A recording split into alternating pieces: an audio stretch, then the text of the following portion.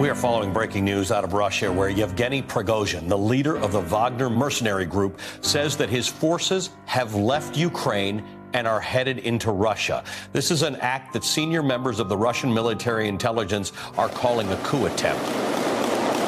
A weekend of chaos and drama in Russia. Mercenaries declared a mutiny and then called it off in under 24 hours. A direct challenge from Russia's Wagner fighters to Vladimir Putin is showing the cracks in the president's authority. An extraordinary escalation saw mercenaries seize two major Russian cities, and they were preparing to march on Moscow before an amnesty deal, which has meant Wagner fighters and its leader, Yevgeny Prigozhin, must move to neighbouring Belarus. Putin has relented, same day called him a traitor, and then gave him amnesty. It's so extraordinary, but I think there's deals that we still don't know about taking place between those two powerful men. This morning, an uneasy quiet in Moscow. The immediate threat gone, but an unpredictable future ahead for Russia and its leader. What just happened? Over one weekend, a series of events in Russia variously described as remarkable, mysterious, confusing and extraordinary, and an outcome that's strange and uncertain. Kia ora, I'm Alexia Russell, and today on The Detail I'm talking to Associate Professor of Russian History at Canterbury University, Dr. Evgeny Pavlov, to put all this in context. It's a very bizarre story that is actually symptomatic of the decline of the Putin regime. Let's start with the Wagner private military company, which is something that is actually illegal by Russian law. Mercenaries is something that the Russian law forbids, and there is criminal punishment for those who engage in those kinds of activities, that isn't being mercenaries. The Wagner Group is entirely it's Putin's creation, and it was set up for to wage proxy wars of various kinds, and they've been around since at least 2015, perhaps even before that, and they fought in various African conflicts, and most notably, of course, in Syria, and now in Ukraine. And Prigozhin has always been associated with the Wagner Group, although he vehemently denied on many occasions being its owner, or being in charge of it. But now, of course, all the masks have been cast aside, and he has revealed himself. I mean, that was pretty much from the start of the war in Ukraine. So explain to me what advantage Putin gets by putting himself at arm's length of these military groups, because Wagner's not the only one, is it? No, it's not. It's the most it's the biggest one, the strongest one. There are smaller ones as well. At this moment, it is just a very well-trained fighting force. Before, of course, they were used in order to kind of distance the Russian state from military activities in various parts of the world, particularly in Syria, where they were fighting on Assad's side without being associated with Russia. But in Ukraine, since Putin started having difficulties, and this turned out to be not a 3 or 4 day affair, he is essentially just using all the fighting help he can get. So how is this group funded? It's funded by the Russian government at this point. It used to be funded by other means. For example, in Africa, they were funded by those regimes that in Central African Republic they were particularly active. But at the moment, there is just direct funding from the Russian state, I would imagine, or maybe conducted through various financial channels. And these are very well trained, hardened soldiers, with heaps of experience, of course, behind them, as you can imagine. But Putin was so desperate for men that he allowed Prigozhin to start recruiting convicts in prisons for fighting in Ukraine in exchange for amnesty as well as money. And that was quite a successful recruitment campaign. And of course, these poor men were used as just cannon fodder. They were just sent to the front lines There was a disproportionate number of casualties among them because their lives were certainly not spared. For a time, this was happening. Then they stopped, and the Ministry of Defense itself started recruiting prisoners from about a few months ago. So what was the trigger that caused Prigozhin to lash out on Saturday our time?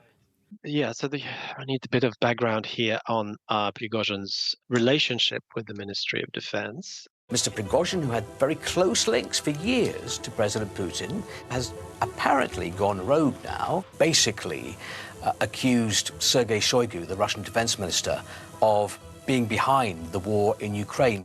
He accused the Russian military of targeting his Wagner troops in Ukraine with missiles. Prigozhin has become increasingly vocal in his criticism of Russia's military leadership. The White House says it's monitoring the situation very closely, but is alarmed at potential tension.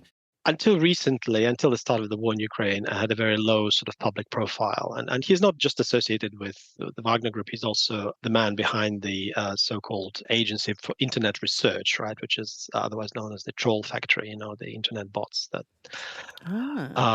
by various accounts, yes, influenced the outcome of the US elections in 2016 and even Brexit before that. And that is still very much in operation, and that also belongs to Prigozhin. He's also in charge of that. So he's quite a versatile quite a versatile man. And just to give you some context on Prigozhin personally, he is a criminal. He's a sort of career criminal. Most of the 1980s he spent behind bars. He was sentenced to 13 years for robbery and involving a minor in crime, I think. And then he was released on, I think, parole. He didn't serve out the entire time, but I think in 1990 he came out and became very active entrepreneur. He's got this nickname as Putin's chef, although he just in a very recent interview, he claimed that he can actually cook. It's not that he is a chef, but he was a restaurateur. He did, opened quite a number of posh restaurants in St. Petersburg, where he's from. Although he started out as a hot dog vendor, but then, his empire kind of very quickly grew in that sort of criminal business atmosphere of the 1990s. And he was very much at home in that, having that kind of background himself. So he knew how to deal with, those kinds of people. And that's how he actually met Putin, because he owned some of the fanciest restaurants in the 1990s in St. Petersburg, and Putin visited there with various heads of state, like Jacques Chirac and George W. Bush, and so on. His strong relationship with Putin saw him lead the Wagner paramilitary group, which Putin used to fight his secret battles overseas. Wagner became Putin's way of heading off any coup attempts because he now had an army up each sleeve. Until last year, Prigozhin denied that he controlled the group, but the war with Ukraine revealed the extent of his involvement. And Prigozhin was becoming more and more irate with how he was being treated by Russia's official army. So just to go back to the timeline of what was happening, he started issuing all sorts of very bellicose statements directed at the Ministry of Defense. Presumably, he wasn't being supplied with enough ammunition. His units were suffering casualties, and that's what triggered the response of Prigozhin. And he was actually really, really violent. There was a very famous video where I think that was released about maybe a month ago, where Prigozhin speaks. He stands in front of basically a pile of corpses of his men who were killed, and basically just shouting obscenities at the Minister Shoigu, Minister of Defense, and General Gerasimov, who's Chief of Staff, demanding more ammunition, saying that these men are dying, and there's somebody's husbands, somebody's fathers. So basically, he was just getting out of control completely, becoming, this sort of his own man, not being controlled by Putin anymore. And at which point, and that was about a week ago, an order was issued by the Ministry of Defense for all the private military personnel to sign a contract with the Russian Ministry of Defense. So was this a way of bringing all the fighters under one umbrella, an official umbrella? Yes, exactly, under the official umbrella, exactly, and that's what triggered it. Поэтому те, Yevgeny Prigozhin issued a call for rebellion. The head of the Wagner mercenary group accusing top Russian military commanders of gross mismanagement of the war in Ukraine. Then Prigozhin released video of an alleged Russian airstrike on a Wagner camp in Ukraine, demanding revenge. Russia's defense ministry denied the attack, and soon Russia's top prosecutor announced criminal charges against Prigozhin. It was the last straw for him, and he claimed that the Ministry of Defense started bombarding his units, which is probably not true, because there was a video showing the effects of that bombing. Yeah, he was completely triggered, and he started his march across the front line, across the border, well, into the Russian Federation proper. So that's how it was, and he met with no resistance whatsoever, and people in Rostov greeted him with applause. It looked more like a victory parade than a withdrawal. Locals cheered overnight, taking selfies with retreating Wagner fighters and shaking hands with Wagner head Yevgeny Prigozhin, the man President Putin accused of treason and betrayal just hours earlier. In an address to the nation, vowing those behind the mutiny would pay for this. He was calling it a march for justice. We want justice, and by justice he meant basically the sacking of the Minister of Defense. All these people were saying, well, this is a mutiny, and Putin issued a statement, right, which was very vacuous. I mean, it really sounded like it was written by a ChatGPT, with some absolutely outrageous statements. To many, it was just so much theater, really. I looked at Prigozhin's official sort of Telegram channel, the emoji, with which you can respond to the statements. By far, the emoji that was used the most was one with the clown face. So people who spoke Russian and understood him were not taking him seriously? No.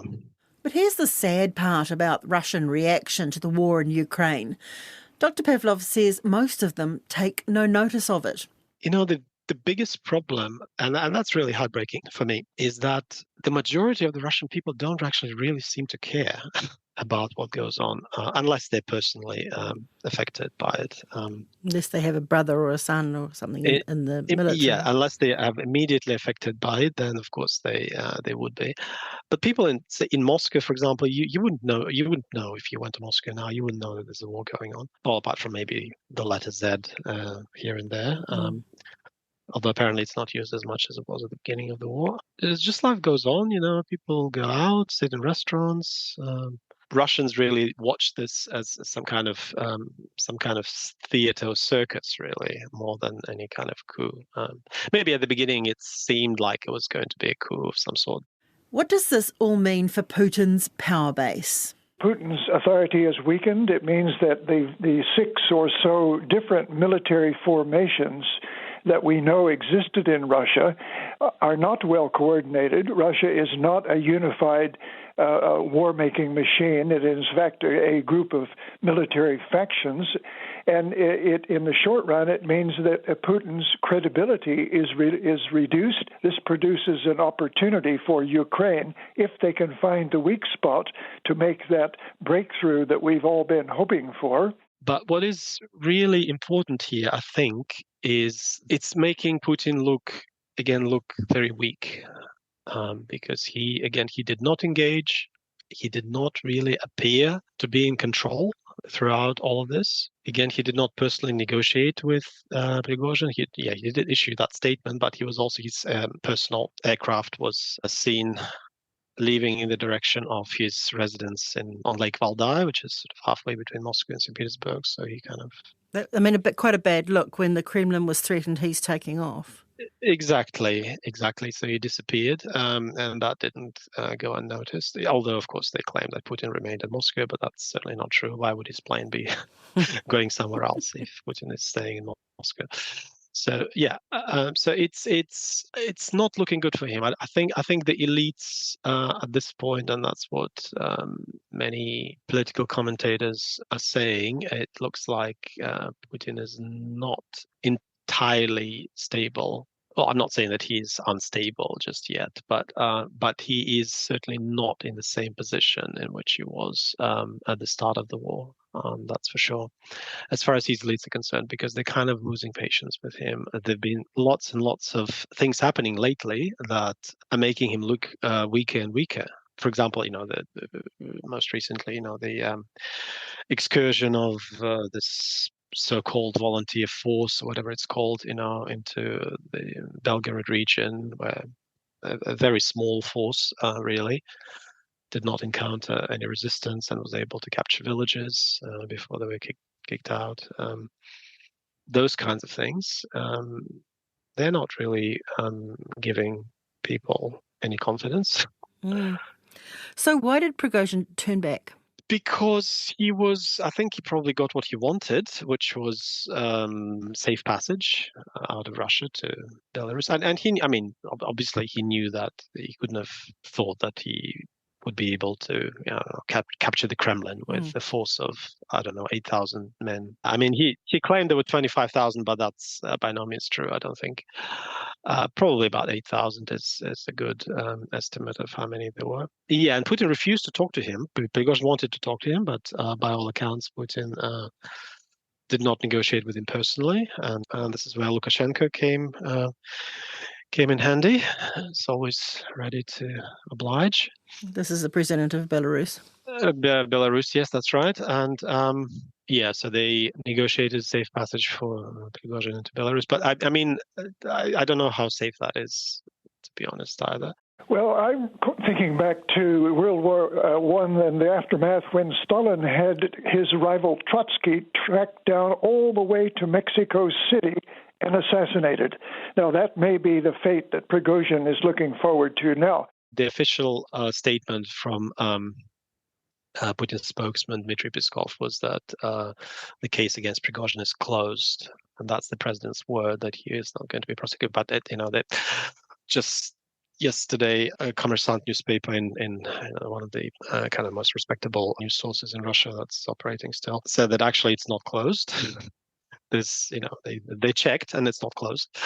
It's still open. So, usually Putin doesn't really, it's not really particularly forgiving of treason. I wouldn't be, if I was Prigozhin, I wouldn't be certain that Putin is going to stick to his word. I mean, what's he going to do now? Is he going to spend his whole life looking over his shoulder and, not drinking the coffee? Or is he going to be fleeing somewhere else? Well, there are speculations that he might actually go back to Africa, where he spent some time. That is possible. It could well be that he could negotiate some sort of a pardon if he returns back to Ukraine and starts fighting there again. But I somehow don't see that happening. I mean, it's anyone's guess. So are we calling this a failed coup? Or is it not that easy, not that simple? I wouldn't even call it a coup. I don't think it was a coup as such, because Prigozhin just issued a statement saying that he in no way intended to unseat Putin. Two factors played into my decision to turn around. First factor, we wanted to avoid a Russian bloodshed. Second is, we marched in demonstration of a protest, not to overturn the power in the country. That was not the objective of this march. I mean, is he still a patriot in spite of everything? I don't know. I don't see how we can call him a patriot. He's somebody who is just a patriot of himself. I mean, a patriot of his own self-interest, and that's what he always has been, and that's what he is. He claims he's a patriot. Well, there was this rant that he issued just before he started his march about the futility of the war in Ukraine and the fact that Ukraine was not going to attack Russia, and why did we attack Russia? But now that we've attacked Ukraine, we have to stick to it. We have to carry on with the war. But what about changes in the situation with Ukraine? Does this give Ukraine a lever, some more energy, a better position, or has it not changed anything? Well, anything that weakens Putin is good for Ukraine, that's for sure. And I think this has. Again, perhaps not massively at this stage, but there are signs. There are signs that things are changing. It would also depend on what's going to happen to the Wagner group now. I mean, they've been sent back, of course, and they will carry on fighting. And they were the probably among the most capable Russian fighting force, really. I mean, they're certainly much more capable than the Ministry of Defense troops, because they are soldiers of fortune, right, rather than... and it takes a certain kind of person to be that. I've seen a couple of videos posted online by Wagner fighters who are actually talking to Prigozhin and saying, well, this is not what you promised us, why are you going to Belarus, essentially, what have you done? That's not what the deal was, basically. They did want to go to Moscow to march on the capital. It now appears to be falling apart. Possibly, I don't know, but again, all of it is really, really murky. I mean, that's the whole thing. There's nothing there that's clear, crystal clear. That's it for today. I'm Alexia Russell. The Detail is supported by the Public Interest Journalism Fund. Today's episode was engineered by Phil Benj, and our producers are Sarah Robson and Bonnie Harrison. Thanks to Dr. Evgeny Pavlov. Ka kite anō.